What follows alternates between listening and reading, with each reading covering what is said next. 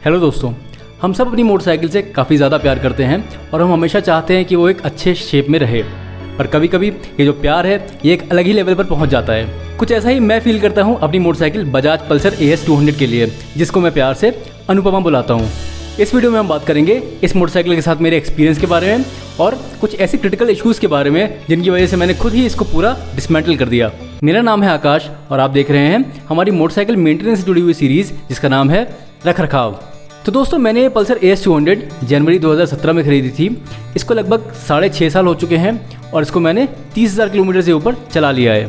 दोस्तों, post Covid यानी मार्च 2020 के बाद मैंने इसको लगभग ना के बराबर ही चलाया है, क्योंकि ऑफिस जाना बंद हो गया था और काफ़ी टाइम के लिए मैं अपने होम टाउन कानपुर में था और ये यहाँ पर बेंगलोर में। इससे मुझे थोड़ा ज़्यादा लगाव इसलिए भी है क्योंकि इसको मैंने बहुत सी लंबी लंबी रोड ट्रिप्स के लिए यूज़ किया है और इसका परफॉर्मेंस हमेशा ज़ोरदार रहा है। मोस्टली इस पर राइडर, पिलियन और हम दोनों का लगेज भी रहता था, लेकिन उसके बाद भी ये कभी हमें बहुत ज़्यादा अंडर पावर्ड फील नहीं हुई।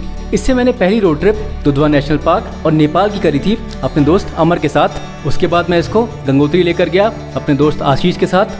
फिर मैंने एक और राइड करी पिथौरागढ़ की तरफ, उसमें भी मेरा दोस्त आशीष मेरे साथ में था। और उसके बाद एक रानीखेत और नैनीताल की भी राइड मैंने इस मोटरसाइकिल पर करी। दोस्तों, जो लास्ट लंबी राइड मैंने इस मोटरसाइकिल पर करी थी वो थी बेंगलोर से रामेश्वरम और धनुषकोडी की, जो मैंने अगस्त 2022 में करी थी अपनी वाइफ के साथ, जिसको 1 साल से ज़्यादा हो चुका है।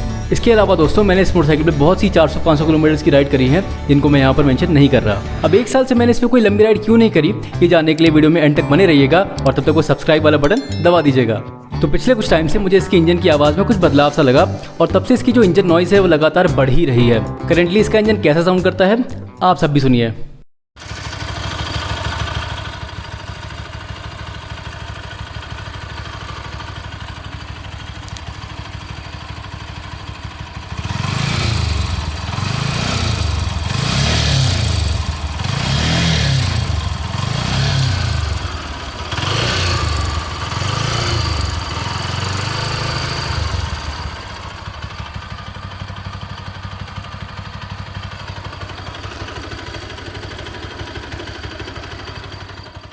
है ना काफ़ी ख़राब आवाज़। इसके अलावा ये 1-2 बार चलते चलते बंद भी हो गई और उसके बाद हमें काफ़ी मशक्क़त करनी पड़ी इसको स्टार्ट करने के लिए। ऐसा महसूस होता है कि हीट भी थोड़ा ज़्यादा हो रही है और इसके परफॉर्मेंस में भी मुझे थोड़ा सा लैग महसूस होता है। अब इसके लिए मैंने अलग अलग मैकेनिक से सलाह ली। किसी ने बताया कि इसकी टाइमिंग चेन ख़राब है, किसी ने कहा इसके वेल्व ख़राब है, तो किसी ने कहा कि इसकी कैमशाफ्ट ख़राब हो चुकी है।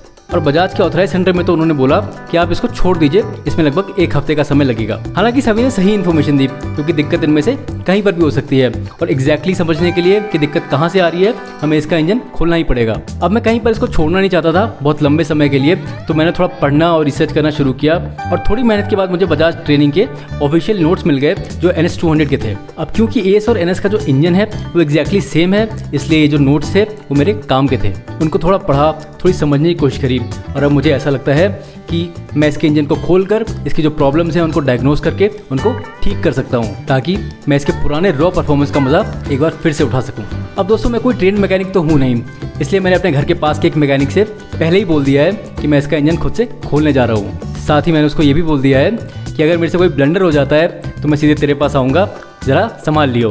तो दोस्तों, मैंने इसका इंजन ऑलरेडी चेसी से उतार लिया है और इसकी फेयरिंग और इंजन खोलना या आगे जो भी काम मैं इसके ऊपर करूंगा उसके सेपरेट वीडियोस में अपने चैनल पर डालता रहूंगा। आप हमारे साथ इस जर्नी में बने रहिएगा और कमेंट्स में अपने जो थॉट्स हैं वो हमारे साथ शेयर करते रहिएगा। वीडियो कैसा लगा कमेंट्स में हमें ज़रूर बताइएगा और क्या आप भी अपनी मोटरसाइकिल के बारे में ऐसा ही फील करते हैं, ये भी हमें कमेंट्स में ज़रूर बताइएगा। वीडियो यहाँ तक देख लिया है तो इसको लाइक किए बिना मत जाइएगा और हमारे चैनल नोमैटिकस को सब्सक्राइब जरूर कीजिएगा। आपका ये थोड़ा सा एफर्ट हमें बहुत ज़्यादा मोटिवेट करता है। तब तक के लिए एक्सप्लोर करते रहिए, राइड करते रहिए और अपने सपनों को हकीकत बनाते रहिए।